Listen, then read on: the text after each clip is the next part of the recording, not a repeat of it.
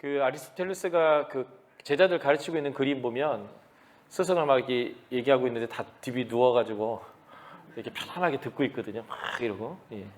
원래 교육은 이렇게 즐거움으로 즐기면서 받는 건데 우리 한국은 예의범절 때문에 어디 싸가지 없이 스승 가르치는데 누워가지고 이런 게 아니지만 서양에서 교육은 자유롭게 누워 있어요. 그래서 DTS 하는 거 문화를 보면 한국 DTS는 다 묵상을 정자세로 하는데 외국에서 DTS 친구들 물어보면 다 뒤집이 누워가지고 자유롭게 묵상했다고 하더라고요. 이게 이제 문화 차이긴 하지만 너무 경직되지 않으셔도 된다고. 수업 시간에 꼭 붙어 앉으셔야 되는 거 아니니까.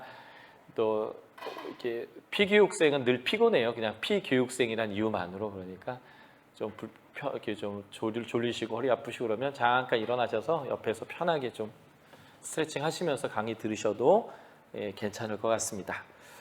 자, 이제 로마서 본문으로 들어가야 되는데 다시 한번 로마서의 메시지의 흐름을 좀, 이 로마서가 한눈에 딱 들어와야 돼요. 안 그러면 본문 안으로 들어가면 길을 잃어버려요.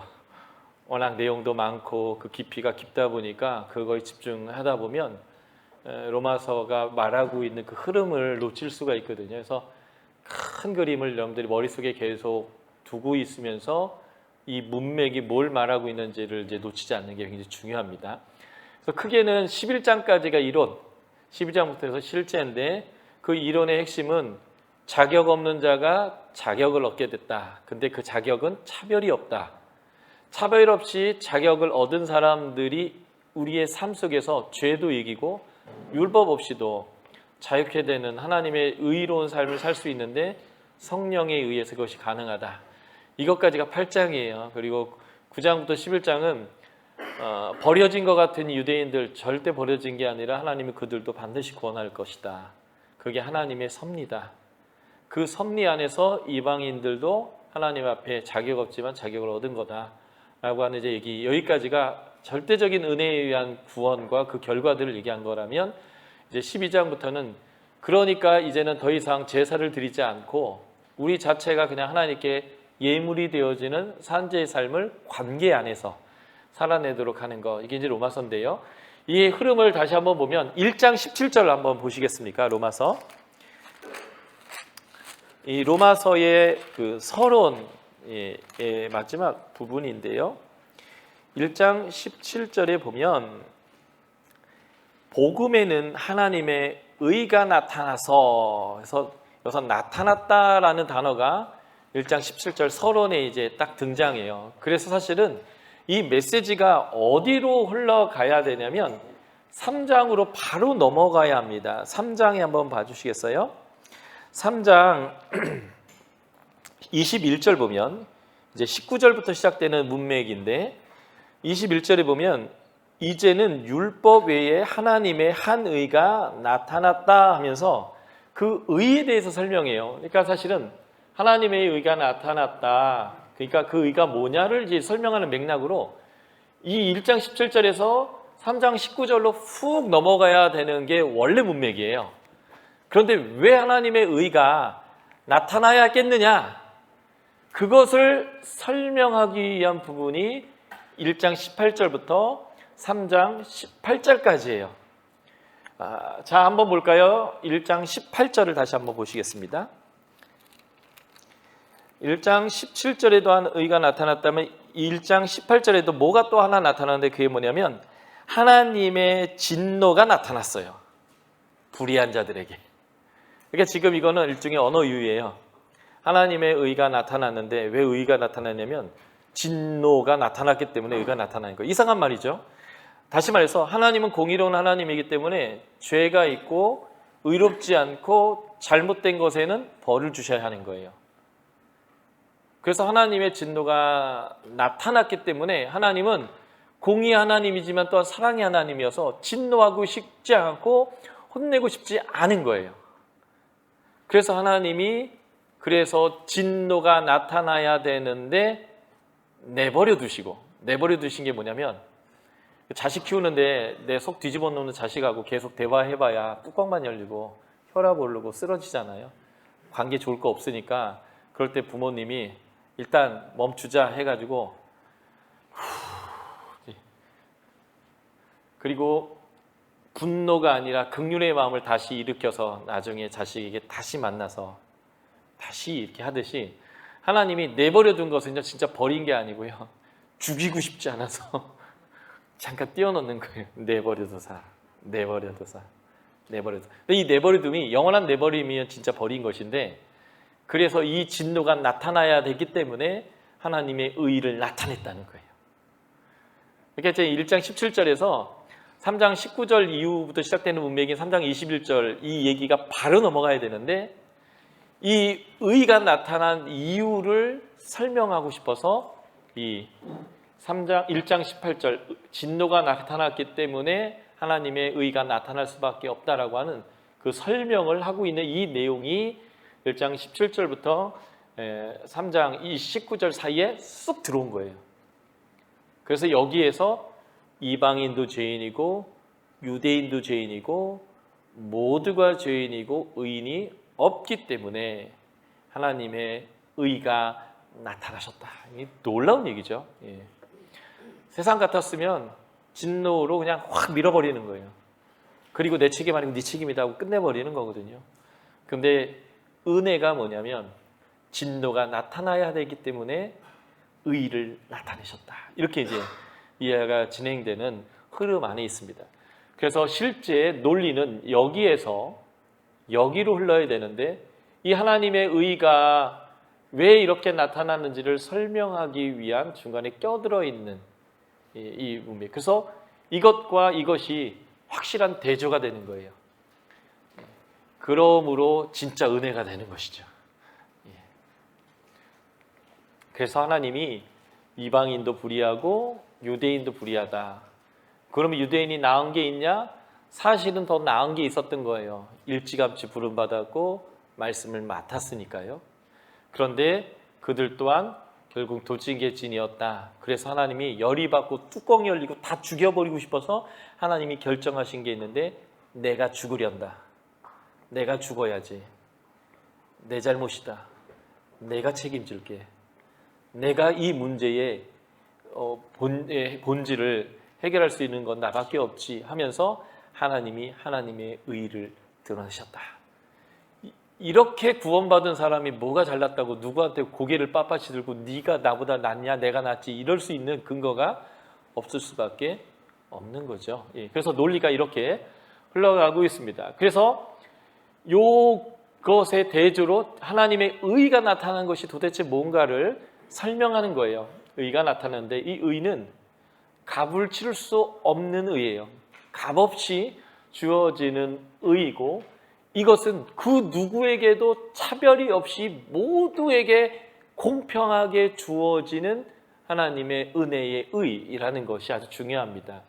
그래서 이 차별 없음을 설명할 때 보통은 부자나 가난한 자나 배운 자나 못 가진 자나, 이때는 주인과 종이 있으니까요, 주인이나 종이나 귀족이나 왕족이나 천민이나 이렇게 설명하는 게 일반적이겠지만, 여기에서 차별이 없음을 설명할 때는 지금 원독자들이 유대인과 이방인의 대치 가운데 있고 갈등 가운데 있기 때문에 차별 없음을 설명할 때 유대인에게도 이방인에게도 차별이 없다, 이렇게 표현된 거죠. 그러니까 사실 이 원리를 지금 우리에게 적용할 때는 교회 개척 멤버나 이 이제 막 들어온 신앙인 개차반으로 살다가 이제 막 회심하고 들어와 있는 사람, 근데 그 사람이 아직 삶이 안 바뀌었어요. 이것도 아직 하고 이것도 계속 하고 화가 나면 소리도 지르고 막 이렇게 하는 개차반의 사람이어도 하나님의 의가 차별 없다, 이런 식으로 충분히 갈 수 있는 거죠. 여기는 원독자들의 상황이 유대인과 이방인의 뜻이기 때문에 이렇게 한 것이지만,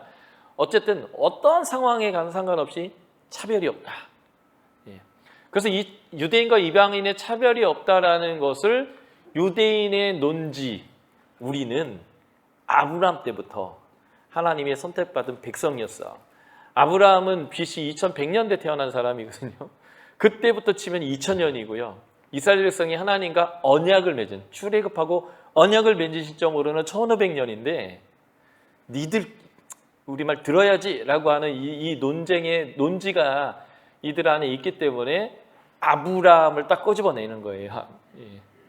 그래서 성경적으로 하나님이 아브라함이라고 하는 원래는 존경받는 아빠라는 이름이에요. 아브람. 근데 하나님이 이 사람의 이름을 바꿔버렸어요. 왜냐하면 내가 이 사람의 운명을 바꿔버리고 이 사람의 삶을 바꾸기로 하나님께서 결정하셨기 때문에, 그래서 내가 이 사람을 어떻게 바꿀 건지를 결정한 게 열국의 아버지인 아브라함이라고 이름을 이제 바꿔준 거죠. 이런 것 때문에 요즘도 뭐 이름을 바꿔서 운명을 바꾸려고 하는 분이 있는데, 내가 결정해서 바꾼다고 바뀌는 게 아니고요. 주님이 그걸 결정했는데 하나님의 결정을 아브라함에게 알려주려고 하나님께서 하신 행동이기 때문에 요즘 이름 바꾼다고 삶이 바뀌는 건 아니거든요. 하나님의 결정을 설명하는 과정에서 설득의 방법을 이제 이름을 바꿔주시는 건데, 그러니까 아브라함 자체가 열국의 아버지예요. 그러니까 처음부터 하나님은 아브라함을 선택했을 때 모든 이방인을 다 선택한 거예요. 그 선택된 이방인 안에는 유대인도 포함되어 있어요. 그런데 이 유대인을 그 하나님의 선택된 주권적 구원의 도구로 제일 먼저 언약을 해주셨죠. 그러니까 순서적으로 보면 하나님은 유대인을 선택해서 모든 민족을 선택한 게 아니라 모든 민족을 선택하고 모든 민족을 구원하기 위한 전략으로 한 사람을 통한 한 민족을 선택했다. 이 성경적 기본 원리를 사도 바울이 딱 제시하는 그 순간 유대인들의 이 오만함과 자만함과 자신의 이 빳빳한 고개의 근원이 완전히 똑 부러져 버리는, 성경적으로 자만할 이유가 없다라는 것들을 이제 증명하는 얘기가 되는 거예요. 그래서 그 얘기를 이 3장에서 했던 기본 개념을 4장에서 정확하게 성경적으로 논증하는 내용이 이 4장이에요. 하나님은 이방인, 유대인 차별 없이 선택한 것이 창세기에 명확히 나온다. 그러니까 유대인이 너희 교만할 이유가 단 1도 없다. 이 얘기를 4장에서 이 3장의 내용을 더 부연해서 논증하는 방식이 4장입니다. 그렇게 차별 없이 유대인, 이방인 모두에게 준 은혜가 무엇인가 라고 할 때 그것은 에덴 동산 태초에 하나님이 왕 되시고 주인 되셔서 다스렸던 그때의 그 축복을 고스란히 하나님 되돌려 주신다. 그게 바로 이제 5장이에요. 하나님과의 관계가 회복됐다. 화평을 이룬다. 그러니까 너희에게 무엇이 되돌아왔냐면 영원한 생명. 하나님의 영원하신 생명, 아담이 누렸던 그 축복이 너에게 되돌아왔다라고 하는 그 하나님과의 관계의 회복의 결과, 그것을 설명하는 것이 5장 부분입니다. 그래서 요 3장 19절부터 5장까지가 하나의 단위가 되는 거예요. 이것을 일컬어서 저희는 칭의라고 표현했어요. 하나님의 주도하에, 계획하에 하나님이 전적으로 우리에게 주어지는 신분으로서의 의로움, 영생, 하나님과의 화평됨, 그래서 기쁨을 누림, 이런 내용을 하고, 이렇게 하나님과의 관계가 확 풀려다 보니까 이제는 우리의 삶이 바뀌기 시작하는데, 그게 뭐냐? 전에는 죄에 죽었어요. 죄가 우리를 지배했었죠. 근데 그 죄에 대해서 우리는 이제는 우리가 이기는 자가 되었다는 거예요. 죄가 우리를 이길 수 없는 존재가 되었다는 거죠. 그리고 율법에 대해서도 더 이상은 율법 없이도 하나님과의 의로운 관계, 세상과의 의로운 관계가 가능하다라고 선포하는데요. 이 부분이 우리 기독교인들에게 제일 어려운 부분이에요. 요 전까지 3장부터 5장까지는 잘 믿어져요. 공짜니까요. 차별 없다니까요. 오케이 하는데, 그 다음부터 우리의 경험과 이 말씀의 선포가 충돌을 일으킵니다. 나 예수 믿은 지 20년 돼도 아직도 죄 짓는데? 부터 시작해서 그래도 새벽 기도도 좀 하고 모두 해야 되고 줄 성도도 해야 되고 뭘 해야 되고 모두 해야 되고 모두 해야 되고 모두 해야 되고 그래야 신앙이 되지. 어떻게 법 없이 우리가 신앙생활을 하지? 라고 하는 이런 거예요. 그러니까 저는 새벽 기도나 줄 성도를 폐하자는 얘기하는 게 아니라, 어느 순간 유대인들처럼 기독교인들은 그 행위가 나의 거룩함을 보장하고 그 행위가 하나님과 나의 관계를 유지하는 그 자체인 줄 믿는 순간이 생겨요. 그게 아니라 그 행위를 하기 위한 나의 마음의 태도와 그곳으로 나아가는 나의 그 중심이, 그리고 그곳에 가서 그 모임에서 하나님의 은혜를 계속 경험하면서 내가 그 하나님의 백성의 삶을 사는 건데 어느 순간 거기 가서 그 하는 행위 자체가 그 주님과의 진정한 만남을 대치하는 거죠. 그런 기독교인들의 아주 중요한 특징은 이번 주 주일날 들은 설교의 본문과 제목을 절대 기억 못한다는 거예요. 오늘쯤 되면. 오늘이 언제예요? 월요일이요. 잊어먹기엔 충분한 기간이죠. 그냥 들른 거예요. 그래서 목사님 손 한번 꽉 잡고 눈도장 딱 찍어서 신방 온다는 으름장 놓지 마시고 나 왔으니까. 근데 그런 분들의 특징이 뭐냐면 말씀이 나의 삶을 주도하는 게 아니에요. 그냥 그 행위를 하는 거죠. 그런 분들이 꽤 많아요. 기독교인 중에. 그런 사람들이 깨야 될 신념 중에 하나가 뭐냐면 그것이 나의 삶을 보장하지 않는다는 거예요. 율법 없이도 하나님과의 의로운 관계를 유지할 수 있는 것. 이게 굉장히 놀라운 거거든요. 사실은 우리가 스스로 묵상을 하고 하나님 앞에서 골방에서 기도하면서 하나님과의 충분한 교제를 할 수 있어요. 물론 이건 주일 성수를 안 하자는 얘기가 아니라 그런 모든 과정들이 필요한데 그런 거 아무것도 안 하고 그냥 그 교회의 그 정한 시간에 왔다 갔다 하는 그것만으로 충분하다는 이런 그 신념들이 유대인들도 그런 거예요. 결국은. 그래서 이 유대인들이 율법은 외워도 예수님하고 맨날 싸우잖아요. 그리고 예수님이 참 얘기하면 죽여버리자 그러고 그렇게 했던 이유가 뭐냐면 본질이 아니라 껍데기에 굉장히 힘을 실었기 때문에 그런데 유대인들의 신념이 그거예요. 율법 없이 어떻게 그렇게 의로워질 수 있어? 그런 거죠. 단호하게 바울이 얘기하는 거죠. 율법에 대해서 죽었다. 율법으로부터 우리는 이제는 더 이상 매여 있지 않는다. 이건 충격 중에 충격인 거예요. 유대인들에게서는. 그것이 어떻게 가능한가? 우리가 잘 알듯이 생명의 성령의 법으로 가능한 것입니다. 그런데 이 율법에 대해서 죽었다라는 이 부분을 잘 이해하기 위해서 중간에 설명이 들어가요. 율법이 죄냐? 잘못된 거냐? 아니라는 거예요. 율법은 좋다는 거예요. 옳은 거라는 거예요. 그런데 그 율법은 우리를 의롭게 할 수 있는 것은 아니라는 거죠. 그 법, 똑같은 이름의 법이 있는데 사망의 죽음으로 우리의 정죄로 이끄는 율법이 아니라 생명으로 이끄는 우리가 진정 그 삶을 살아나갈 수 있게 하는 새로운 법이 우리에게 얹어졌다는 거예요. 율법이 아니라 생명의 성령의 법. 이것이 사실 구약과 신약을 가르는 굉장히 중요한 초점인 거죠. 구약에서는 소위 기름 부음 받았다라고 하는 세 종류의 직종의 사람, 왕, 제사장, 선지자들만이 기름 부음, 성령을 경험하고 그랬단 말이죠.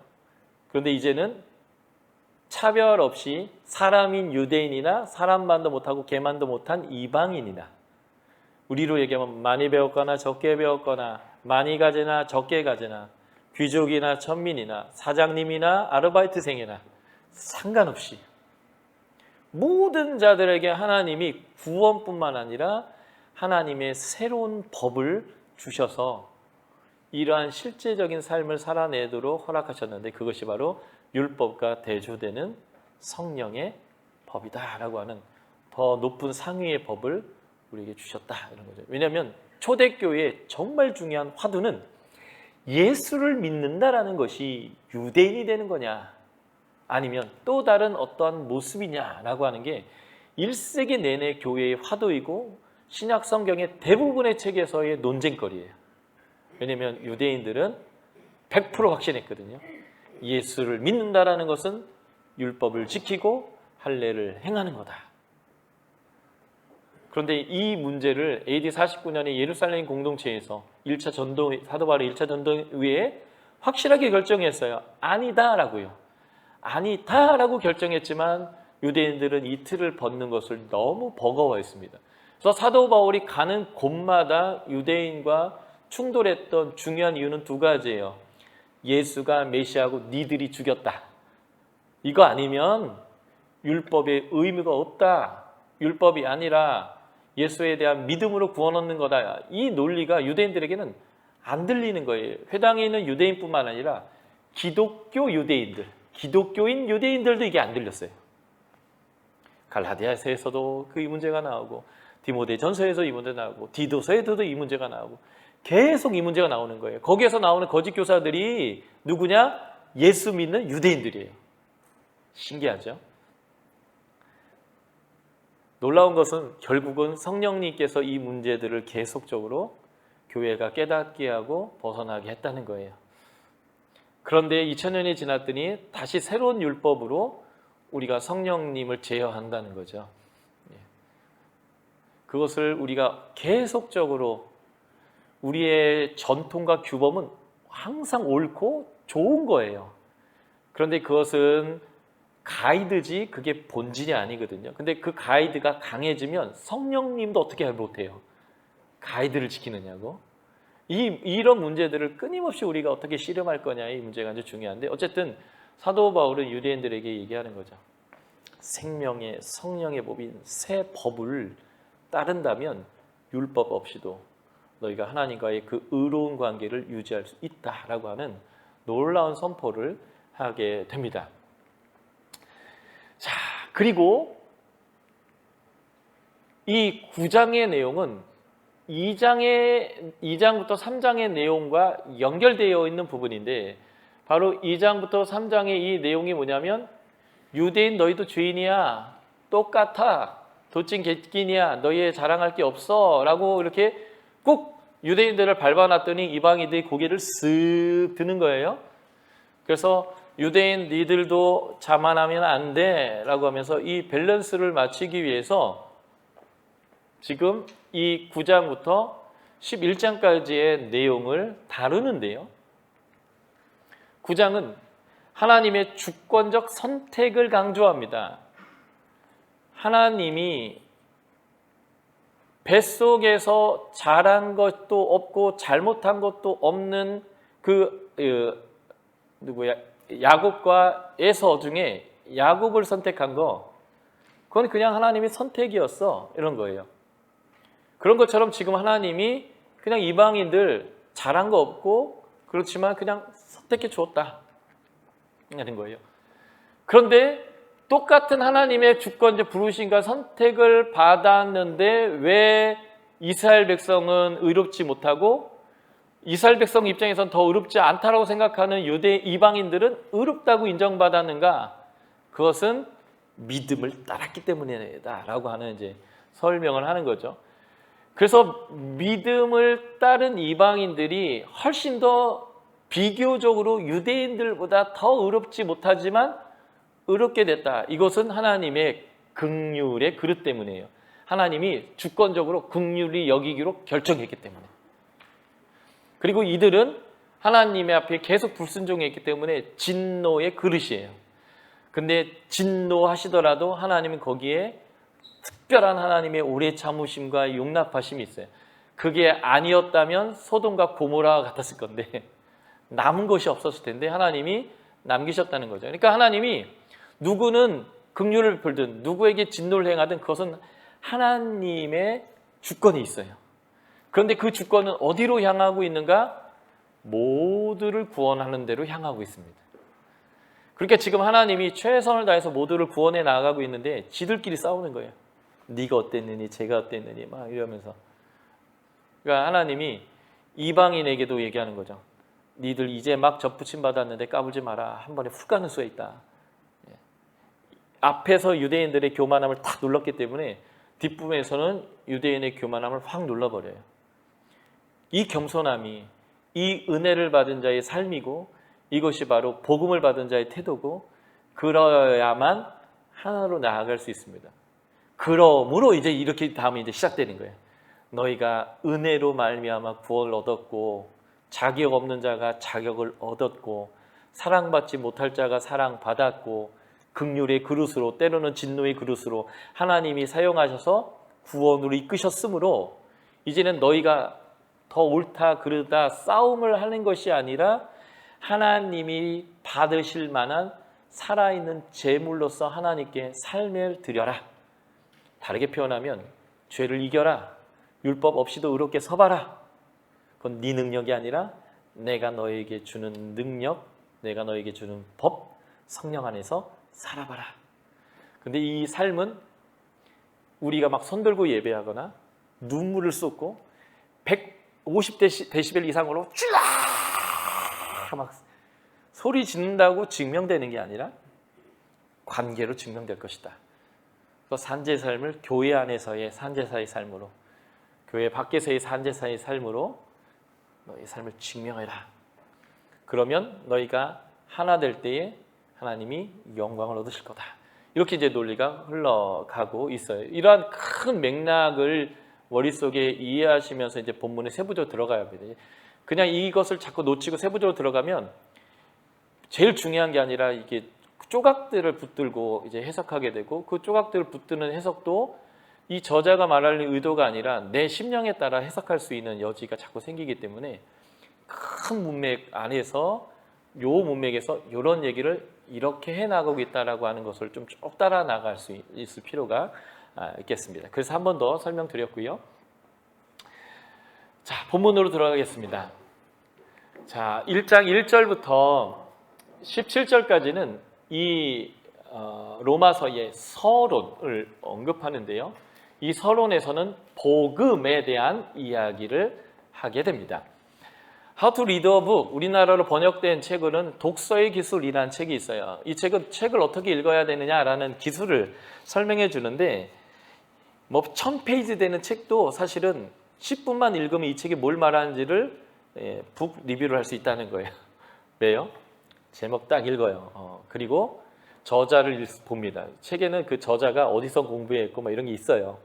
또 신학자라고 한다면 어느 학교에서 공부했느냐가 이 사람이 어떤 신학적 색깔을 갖고 있는지 딱 나오거든요. 그래서 저자 소개 딱 보고요. 서론 읽고요. 결론 읽으면 이 책은 그 얘기를 하고 있는지가 확실히 파악됩니다. 이 안에 950페이지를 안 읽어도 그 앞뒤에 그 조금만 읽어도 이 책은 그런 얘기를 하는 거예요. 그래서 조금 더 자세히 알고 싶으면 서론에서 나는 어떤 문제를 어떻게 증명하면서 풀 거다라고 얘기했는데, 그 어떻게 증명할 것에 대한 더 세부적인 내용이 목차예요. 목차에서 뭐는 뭐다, 뭐를 이렇게 다룰 거다 이렇게 나오거든요. 그러니까 목차까지만 봐도 이 책은 무슨 메시지고 뭐를 확정할 건지를 확실히 알 수 있어요. 그러니까 나머지 가운데에 그 많은 페이지는 뭐냐면 그것을 내가 논리적 비하가 없이 어떻게 증명했는가라는 그 증명의 과정일 뿐이고요. 사실은 그래서 서론 읽고 결론 읽으면 다 읽은 거예요. 그 책이 뭘 말하려는지 핵심 파악은 바로 되는 겁니다. 그래서 서론이 되게 중요해요. 서론을 잘 읽고 들어가면 이 사람이 어떤 순서로 뭐에 대해서 논증하겠다라고 얘기했기 때문에 이 말이 어려워도 결국 이거는 뭐를 결론 내리기 위해서 어떤 과정을 논증하고 있구나라는 것들을 놓치지 않을 수 있거든요. 그러니까 지금 이 로마서도 서론을 읽어보면 뭘 얘기할 건지가 여기서 일단은 똑 떨어져요. 그것을 본문에서 어떻게 자세하게 논증했는가만을 우리가 아는 거죠. 보실까요? 사도 바울이 자신에 대해서 아주 길게 설명했어요. 서론에서. 왜냐하면 자신에 대해서 설득해야 되니까, 내가 이걸 왜 써야 되는지, 쓸만한 자격이 있는지를 설명하기 위해서 그렇죠.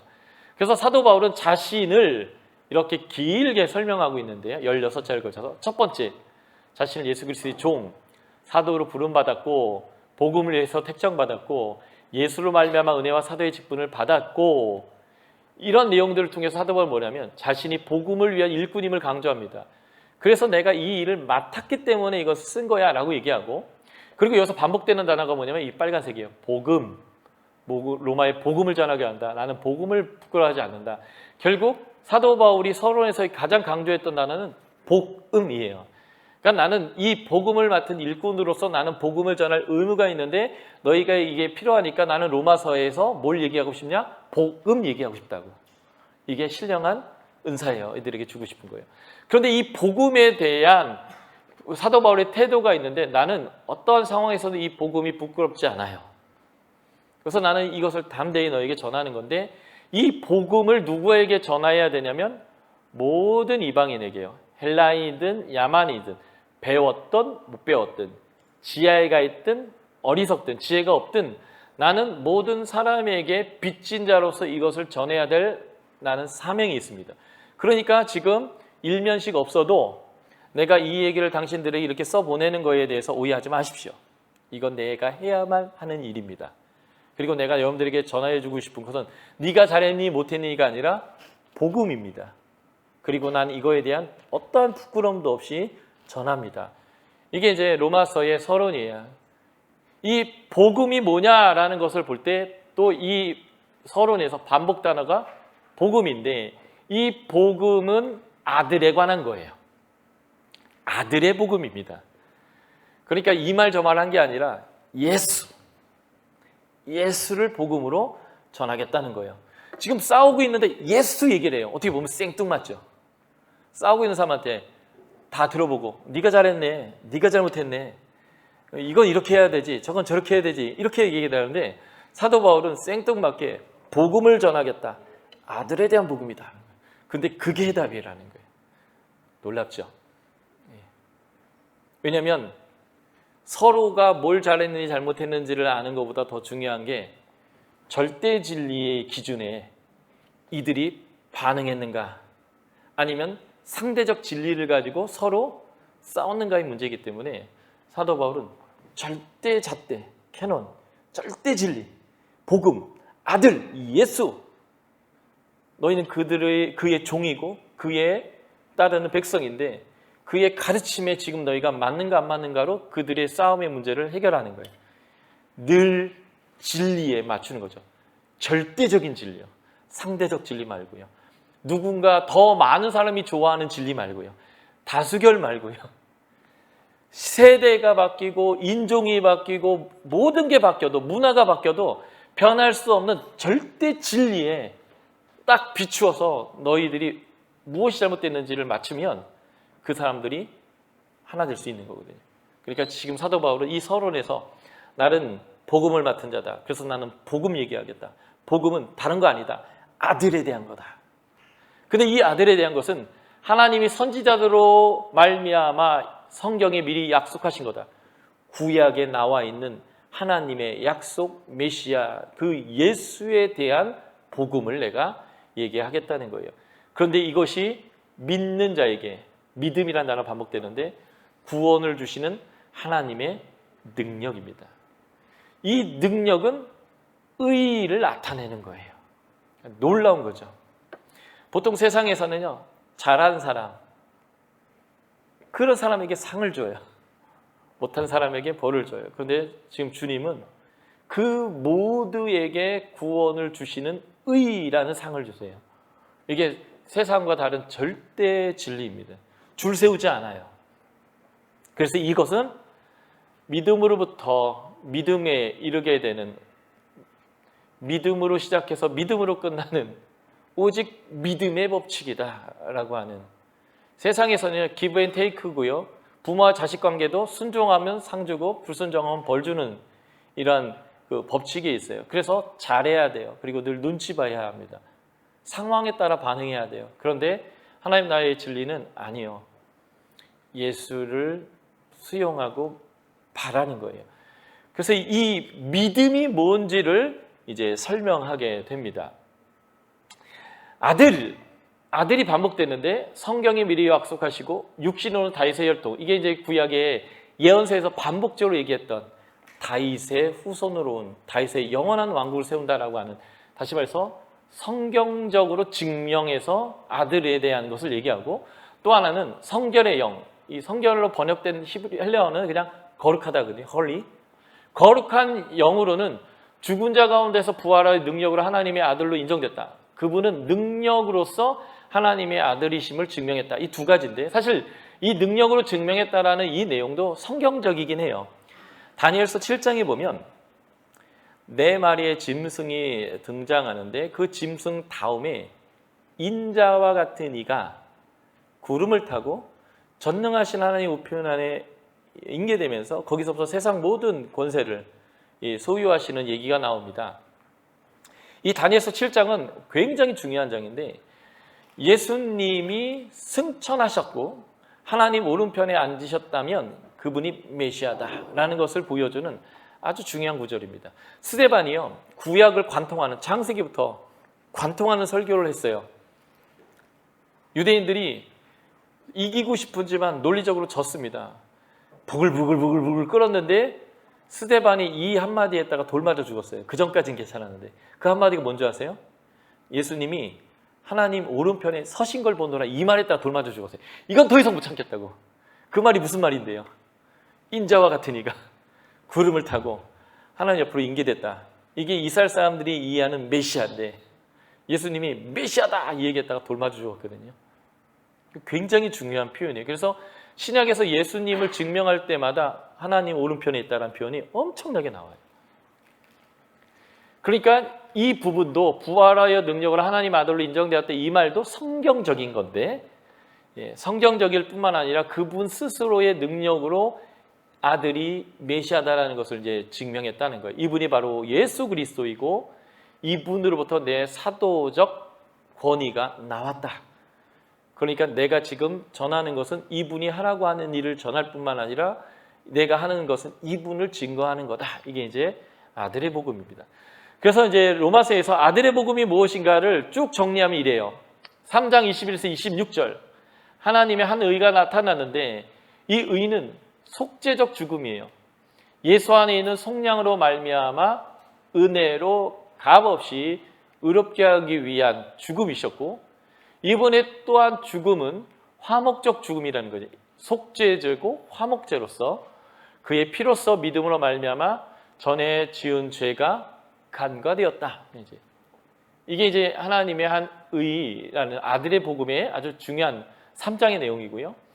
4장은 그 결과로서 그분의 죽음과 부활은 우리의 죄를 해결하기 위한 내어줌과 우리를 하나님과의 관계를 회복하고 친하게 지내게 하려는 의라고 하는 그의 죽음과 부활은 바로 이러한 일을 한다라고 하는 그 결과물을 좀 더 강조하는 아들의 복음이고요.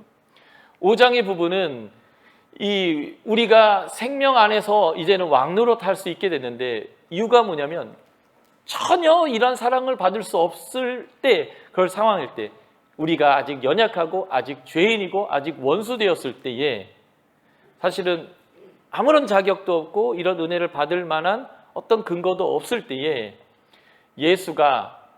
그리스도가 순종함으로 말미암아 우리가 하나님 앞에서 의롭게 됐다. 이게 이제 아들의 복음의 아주 중요한 핵심이죠. 그리고 6장으로 가면 너희는 죄에 대해서 죽었다.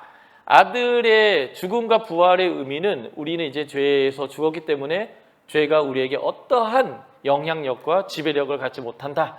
우리는 자유케 됐다라는 것입니다. 그래서 하나님께 대하여 우리는 산자다. 죽음에 대해서 죄에 대해서 죽었다는 것은 하나님에 대해서 산자가 되었다는 거죠. 7장은 그리스도의 죽음과 부활의 의미가 뭐냐? 이제는 더 이상 우리를 정죄하고 죄인으로서 증명하는 율법이 우리를 더 이상 이제는 관할할 수 없다. 율법에 의해서 죽은 거다. 그래서 우리가 하나님을 위하여 열매 맺는 삶을 율법 없이도 살아갈 수 있게 되었다라고 하는 것이 이제 이 아들의 복음이라는 거예요.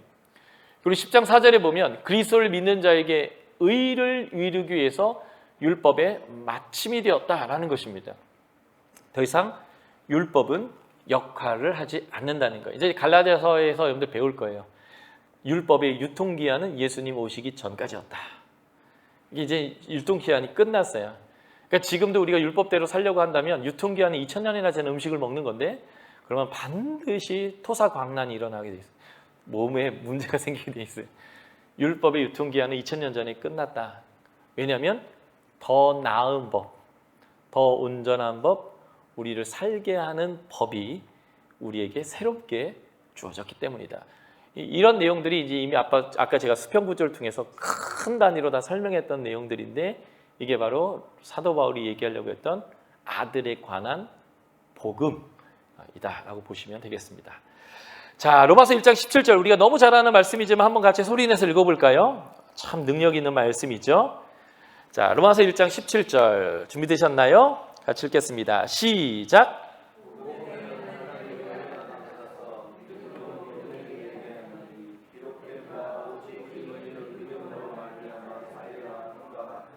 아멘.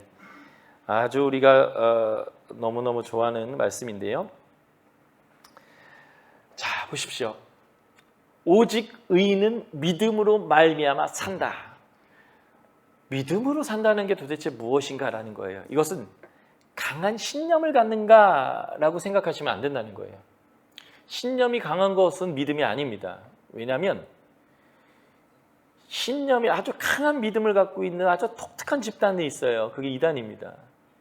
그건 에비에비도 몰라요. 에비에비가 찾아가서 구원시키려고 해도 더 숨어 들어갑니다. 아주 신념이 너무 강해요. 그걸 믿음이라고 할 수 없어요. 좋은 믿음은 정확한 믿음의 대상과 정확한 믿음의 내용을 포함한 신념이어야 합니다. 그게 오직 의인은 믿음으로 산다라고 하는 것의 아주 정확한 의미인데, 그 오직 의인은 믿음으로 말미암아 산다라는 이 표현은 하박국 2장 4절에서 나왔던 이 말씀에 대한 인용입니다. 그래서 이 원래적인 하박국 2장 4절에서 나오는 오직 의인은 믿음으로 산다는 말이 무엇인가를 우리가 이해하는 것이 지금 사도 바울이 이 의인은 믿음으로 말미암아 산다라고 하는 말이 무슨 말인지를 이해하게 되는데요. 이 하박국은요, 이런 구조로 되어 있어요. A, B, C, A, B, C. 병행 구조라고 하는 건데, A가 뭐냐면 선지자 하박국의 질문이에요. B는 뭐냐? 하나님의 답변입니다. 하나님은 하나님 앞에 뜻을 구하고 하나님의 뜻을 알고 싶어하는 갈망하는 자에게 반드시 말씀하세요. 그럴 때 이 부분이 굉장히 중요해요. 질문한 선지자가 하나님의 뜻과 하나님의 계획을 들으자 이해했습니다 하는 선지자의 반응이에요. 그런데 이 첫 번째 반응이 1장 12절입니다. 아주 짧은 반응이에요. 그런데 선지자가 아직도 해결되지 않은 부분이 있어요. 그래서 다시 하나님에게 질문합니다. 그랬더니 하나님이 다시 성심성의껏 그에게 대답을 해주세요. 그때 하박국의 반응이 3장 통째로 해요.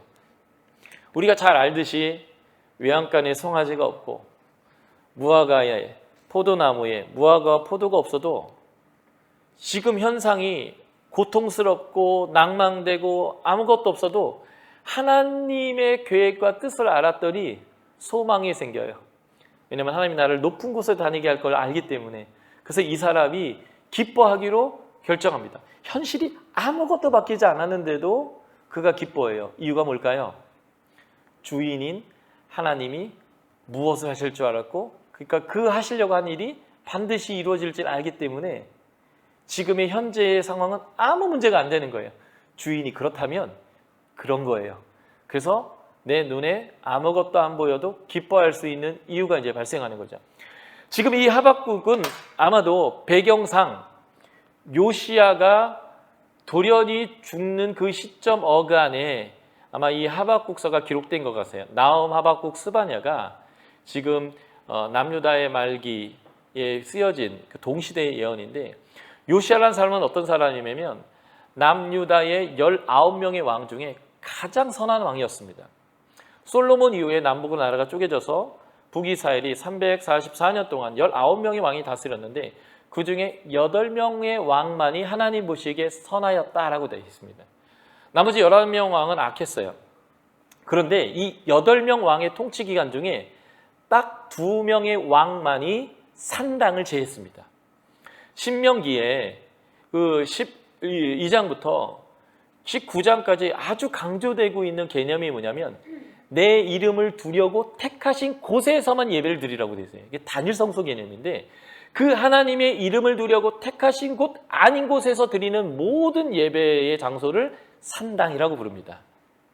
그런데 남유다의 솔로몬 이후에 19명의 왕 중에 17명의 왕이 통치하는 기간 동안 산당이 존재했어요. 이 말이 무슨 말이냐면 이스라엘 역사의 대부분의 기간 동안 이스라엘 땅에선 우상 숭배가 만연했다는 뜻이에요. 하나님 보시기에 선한 왕이 8명이 있었다 할지라도 두 왕 빼고는 산당을 제하지 못했어요. 그러니까 이스라엘 역사 거의 대부분의 기간 동안 우상 숭배가 그 땅에 계속되었다는 것입니다. 산당을 제했던 왕은 딱 2명의 왕이에요. 히스기야, 요시야. 히스기야는 이제 이사야서에도 아주 중요하게 다루죠. 36장에서 37장 이 부분에서 히스기야를 아주 중요하게 다루는데 701년에 BC 701년에 산헤립이라는 왕이 쳐들어와서 남유다의 46개 성읍을 싹 빼앗아 버렸습니다. 그리고 딸랑 예루살렘 하나 딱 남았는데요. 사네립이 그가 어떻게 승전했고 얼마나 자기가 큰 업적을 했는지에 대한 이 전쟁에 대한 보고가 사네립의 육면 프리즘이라고 하는 점토판인데요. 이게 이제 사네립 쳐서 여러분들이 구글님에게 물어보면 사진 딱 나와요. 여기 보면 내가 히스기야를 새 장의 새처럼 가두었다 이렇게 표현하고 있어요. 그러니까 예루살렘 포위했던 거예요. 다 빼앗고 예루살렘 하나 딸랑 남았는데요. 이제는 시간만 두고 버티면 이제 이기는 전쟁이었습니다. 이렇게까지 됐다는 의미는 히스기야가 하나님 말씀 잘 들어서 하나님 백성들이 하나님만을 섬겨서 오는 결과일까요? 불순종의 결과일까요? 축복과 저주의 논리에 의하면 불순종한 거예요. 그러니까 나라 다 뺏기고 세상의 새처럼 포위돼 갖고 이제 시간만 보내면 완전 끝나게 되는 시점이었다는 거죠. 그런데 히스기야가 그 상황에서 하나님께 기도했어요. 그랬더니 그날 밤 하나님이 18만 5천 명의 아스를 군대를 싹 쓸어버렸습니다. 히스기야가 왜 그 꼴까지 갔냐면요. 아주 명확해요. 여러분들 이제 이스라엘의 성지순례 가시면 그 히스기야의 터널 구경하시게 될 거예요. 기온샘으로부터 실로암 연못까지 땅굴을 파가지고 물을 끌어들였습니다. 왜냐하면 이 세 장의 새처럼 갇혔던 예루살렘에는 성 안에 샘이 없어요. 그러니까 적군이 쳐들어서 포위하고 있으면 다 목말라 죽습니다.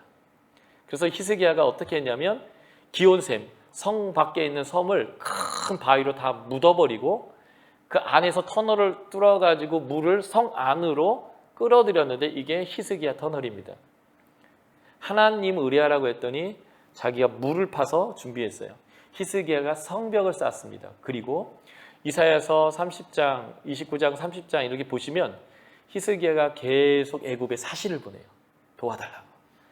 하나님을 의뢰하는 게 아니라 외교로 성벽을 쌓는 것으로 물을 준비하는 것으로 든든히 하다가 적군이 쳐들어서 싹 망하게 되고 성 하나 딸랑 포위돼서 이제 죽게 되니까 그때 하나님 앞에 매달렸는데 하나님의 구원을 경험했습니다.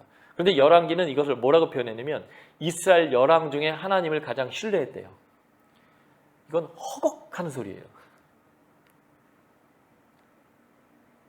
그러니까 19명의 왕 중에 11명의 왕은 아예 악했고요. 8명 중에 6명 왕은요. 본인은 하나님 앞에서 선하게 섰을지는 모르지만 그 땅은 우상숭배로 가득했고요. 그나마 두 왕 중에 한 왕은 하나님한테 호되게 얻어맞고 거의 죽을 뻔했다가 하나님에게 의뢰해가지고 구원을 얻은 사람이에요. 그렇게 구원을 얻은 다음에 그가 또 죽게 되니까 하나님 앞에 이 벽을 보고 면벽투쟁을 해가지고 15년 연장받았잖아요. 그랬더니 바벨론 사신 오니까 또 다 보여주고 외교술로 또 재벌을 못 주고 또 외교술로 해결하려다가 너 벌 받을 거야. 근데 너 때가 아니야. 너 아들 때 해줄 거야. 이렇게 이제 했던 것이 히스기야입니다. 이런 사람을 유다 열왕 중에 가장 하나님을 신뢰하는 왕이라고 표현해요. 요시야 왕이 그래서 제일 하나님 보시기에 선한 왕인데 요시야의 아버지가 아몬이고요. 그 아몬의 아버지가 므낫세 왕입니다. 므낫세 왕 때 하나님은 남유다를 엎어버리기로 결정했어요. 내가 여태까지는 다윗을 봐서 참았는데 다윗과의 언약 때문에 참았는데 이제는 없겠다. 그리고 요시야가 부흥을 일으켰어요. 남유다 부흥 중에 최고의 부흥이었습니다. 그가 부흥을 일으키는 도중에 성전을 고치다가 말씀이 나왔어요. 신명기요. 그 말씀을 낭독했는데요. 이 요시야가 왜 우리나라가 이 모양 이 꼴 됐는지 거기 써 있는 거예요. 저주문서 안에. 우리가 불순종해서 그렇게 옷을 찢었어요. 그리고 여자 선지자 훌다에게 보내서 우리가 어떻게 되겠습니까? 물었더니 훌다가 이렇게 얘기하는 거예요. 망할 겁니다. 그런데 당신 일찍 데려갈 거예요. 그 험한 꼴 안 보게 해주겠다는 하나님의 은혜죠. 그래서 요시야가요 무깃도에서 그 애굽의 바로와 싸우다가 그냥 호련히 죽어버립니다. 바로는 이렇게 얘기하는 거예요. 너랑 싸우는 게 아니고 내가 위에 올라가서 싸우러 가는 게 이렇게 길터라 했는데 끝까지 싸우다가 훅 죽어버려요. 그때 선지자가 혼란이 온 거예요. 최고의 부흥이 일어났고 하나님 앞에서 이 민족이 회복되나 싶었는데 왜 왕이 갑자기 훅 죽지? 그리고 이 요시야가 죽은 지 채 30년 만에 나라가 완전히 망합니다. 그 30년 동안 세워지는 왕들은요 애굽이 세웠다가 바벨론이 와서 세웠다가 막 열국에서 휘둘리다 그냥 푹 망해요. 그러니까 이 요시아가 딱 죽는 그 순간 예언자는 혼돈이 오는 거예요. 그래서 하나님께 질문하죠. 어느 때까지 우리를 구원하지 않으시겠습니까? 하나님 백성 구원해 주십시오. 그랬더니 하나님이 얘기하는 거예요. 내가 갈대아 사람을 일으켰다. 지금 내가 너희를 심판하려고 하는 거야. 아, 그렇군요. 그래서 이 자신이 이해한 뜻을 설명할 때 이렇게 얘기하는 거예요. 우리가 사망에 이르지 않을 것입니다. 하나님이 심판하기 위해서, 경계하기 위해서 그들을 세웠습니다. 아, 지금 우리가 잘못해서 벌 받아야 되는 거군요. 아, 지금은 벌 받을 때군요. 알았습니다. 그런데 하나님, 아직도 이해가 안 되는 게 있습니다. 우리보다 더 악하고 더 악인에 의해서 우리가 심판받는 거, 이것도 말이 안 되지 않습니까? 그때 하나님이 5번의 화선포를 바벨론에게 쏟아부어요. 그래서 내가 바벨론도 다 망하게 할 거야. 그래서 하나님이 이 일을 통해서 하시려는 일이 뭐냐라고 말할 때 하나님께 이렇게 얘기하는 거예요. 물이 바다에 차는 거, 이건 당연한 것처럼 여호와의 영광을 인정하는 것, 그것이 세상 가운데 가득하게 하는 이 일을 위해서 내가 너희도 심판하지만 이들도 심판할 거야 라고 하나님께서 말씀하셨어요. 그랬더니 이해했습니다. 그러면서 하박국 3장의 긴 찬양을 하는 거예요. 나는 그래서 기뻐하기로 결정합니다. 당신이 구원을 위해서 일을 하시는군요. 이 문맥에서 지금 오직 의인은 믿음으로 말미암아 산다라는 말이 나옵니다. 이 말은 이런 말이죠. 우리의 주인, 주권자께서 지금 우리가 단시간, 근시안으로 버는 이 세상은 아무것도 없는 것 같고 혼란스러운 것 같지만 당신은 이것을 다 정리하고 모두가 하나님을 알게 되는 세상으로 지금 세상을 이끌어 가시려고 지금 하나님이 이 세상을 흔들고 있군요. 그럼 반드시 그 일이 오겠네요. 그러니까 지금 내가 외양간에 소도 없고 먹을 것도 없고 나무에 열린 열매도 없어도 당신이 이 구원을 이룬다고 하니까 이것은 온 거나 진배 없네요. 그럼 난 기뻐할게요. 이게 믿음인 거예요. 그러니까 믿음의 다른 말이 뭔지 아세요? 주권을 인정하는 겁니다. 내가 생각하고 내가 분석하고 내가 본 환경을 가지고 이랬네 저랬네 말하던 태도를 세상 전체를 보고 계시고 전부를 이끌고 계시는 분이 내가 이 일을 반드시 할 거야 딱 얘기하는 그 순간 내 분석, 내 결론, 내 경험 싹 제껴놓고 당신이, 주인이 그거 하신다면 그게 이루어질 것이고 그러니까 그게 팩트고 내 분석, 내 결정, 내 경험이 팩트가 아니라 당신이 하고 한다고 하셨던 그 일이 사실이고 팩트고 이루어질 일이니까 그럼 나는 지금의 내 모든 결론 내던져버리고 당신이 말한 그것을 내 미래로, 내 결정으로 받아들이겠습니다. 확실하게 주님의 주권, 주인됨, 그분이 하실 일을 사실로 받아들이고 지금은 아무것도 없는데도 소망이 일어나기 시작하는 것. 이게 믿음이라는 거예요. 그래서 믿음의 핵심은요.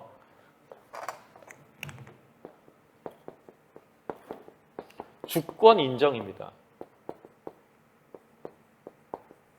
하나님의 주권을 인정하는 거예요. 지금 로마 교회에서 유대인과 이방인들이 왜 싸웁니까? 주권을 인정해서요? 아니요. 서로 주인 돼서요.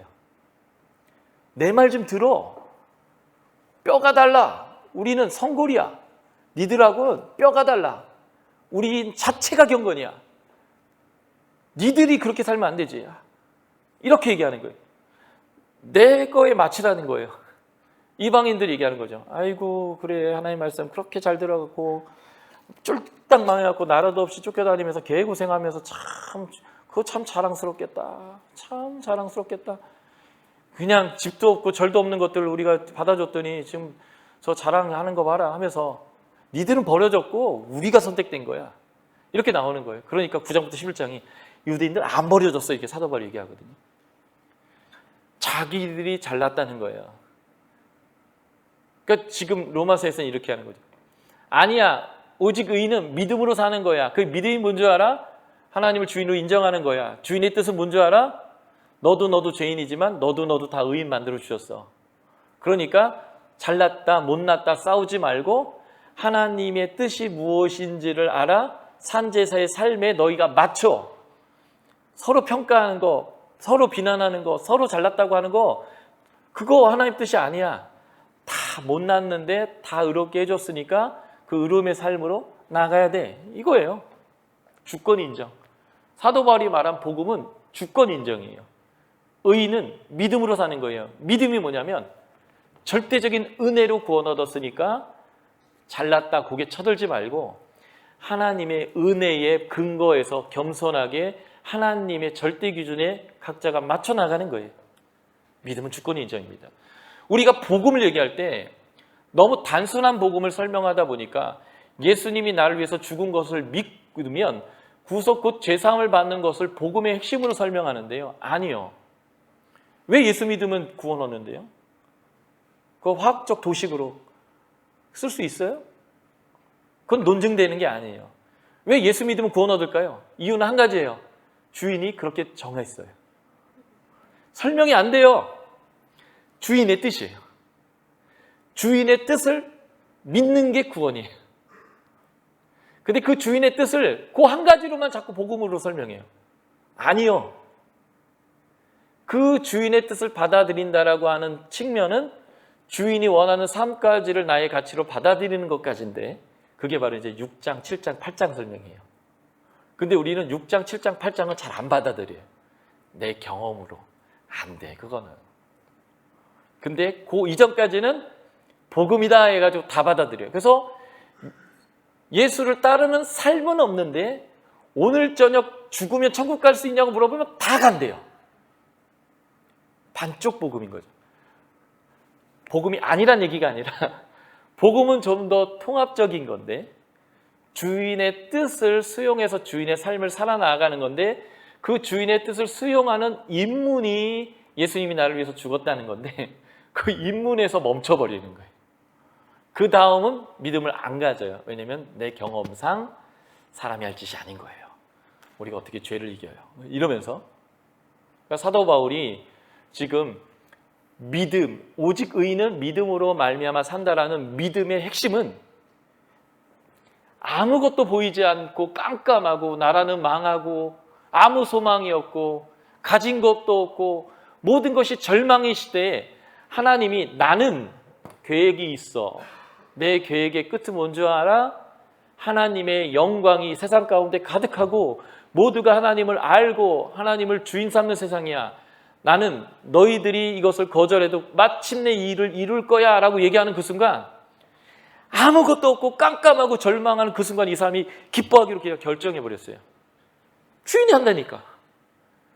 주인이 한다는 건 맞는 거예요. 그러니까 그냥 그걸 인정해버리는 거. 이게 의인의 믿음으로 사는 방식인데 지금 로마서에서 말하는 그 믿음으로 말미암은 의인은 같은 얘기예요. 하나님의 주권을 인정하는 것입니다. 신약에서 로마서 1장 7절과 갈라디아서 3장 11절과 히브리서 10장 38절 39절에서 오직 의인은 믿음으로 말미암아 살리라는 이 말씀을 다 인용해 왔어요. 근데 이 인용구가 갖고 있는 핵심 메시지는 예수님 하나님의 주권을 인정하는 측면인데 그 주권 인정의 세부적인 내용이 달라져요. 왜냐하면 원독자, 첫 번째 독자의 신학적 문제가 다르기 때문에 그래요. 교회는 분열하고 있어요. 그러니까 주인의 뜻을 수용하는 건 뭐예요? 싸우는 게 아니라 하나 되는 거예요. 왜냐면 싸울 자격이 없으니까. 그래서 오직 의인이 믿음으로 산다라고 하는 것은 주인의 뜻을 받아들여 하나 되어 영광을 돌리는 겁니다. 갈라디아에서는요, 유대인들이 주인 돼가지고요, 아니야, 예수 믿는 건 할례 받는 거야, 율법 지키는 거야, 막 이렇게 나오는 거예요. 그러니까 사도 바울이 하도 열이 받아갖고요, 나중에 이제 6장쯤 가면 야, 고추 이 끝에 이만큼 잘라서 그게 이렇게 자랑스러우면 그냥 훅 다 잘라버려라. 막 이러면서 사도 바울이 막 열불을 내는 거예요. 주인의 뜻이 뭔지 아냐? 너희가 믿어야 될 주인의 뜻, 주인의 결정이 뭔지 아냐? 율법을 시행해서 구원 얻는 게 아니라 그냥 내가 너희 구원시켜 줄 테니까 그것을 수용하는 거야. 라고 하는 것이 갈라디아에서 말하는 믿음이에요. 주인의 뜻을 수용하는 것. 히브리서에서는요, 이들이 예수를 믿고 복 받을 줄 알았는데 예수 때문에 똥 밟아가지고 지금 순교당할 판이 생겼어요. 박해 때문에. 그랬더니 이들이 예수 때문에 죽게 생겼으니까 예수는 버려야 되는데 하나님은 못 버리겠는 거예요. 유대인들이니까. 그래서 예수는 버리고 유대교로 살그머니 가려고 하는 거예요. 그때 하나님 뜻이 뭔지 아세요? 하루 은하처럼